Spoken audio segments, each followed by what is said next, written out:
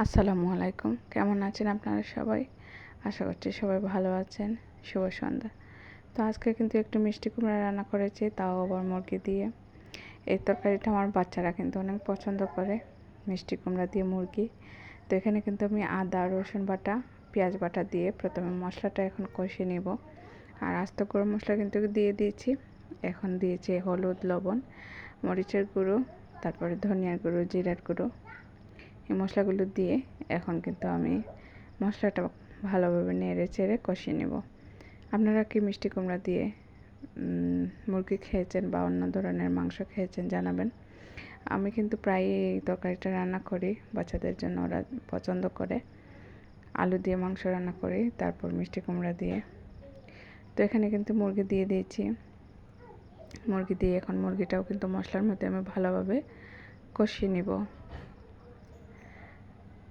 এই যে আমার মুরগিটা কিন্তু এখন পানি ছেড়ে দিয়েছে কষাতে কষাতে।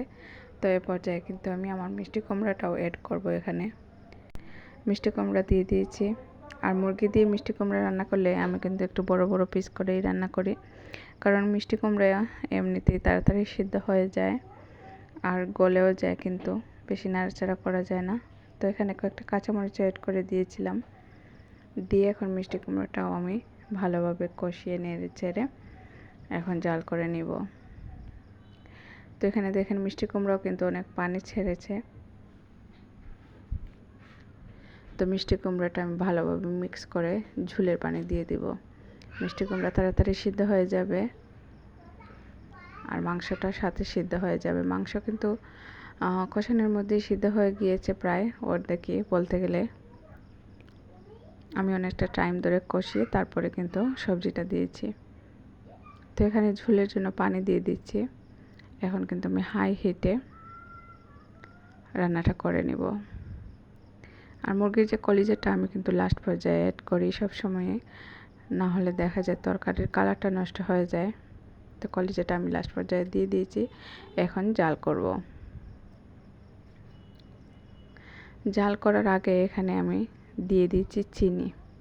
মিষ্টি কুমড়াতে প্রায়ই আমি চিনি দিই, বাচ্চারা খেতে পছন্দ করে, একটু মিষ্টি মিষ্টি লাগে, সবজিটাও খায়। তো ট্রিক্সটা কিন্তু আমি অনেক সময় ফলো করি যখনই মুরগি রান্না করি বা ভাজি করি মিষ্টি কুমড়াটা। মিষ্টি কুমড়া যেহেতু বলা হয়েছে মিষ্টি কুমড়া মিষ্টি না লাগলে তো খেতে চাবে না যদি পাঁচে থাকে। তো লাস্ট পর্যায়ে কিন্তু আমি এখানে জাল করে নিয়েছিলাম, জাল করে দিয়ে দিয়েছি আমি ভাজা জিরার গুঁড়ো।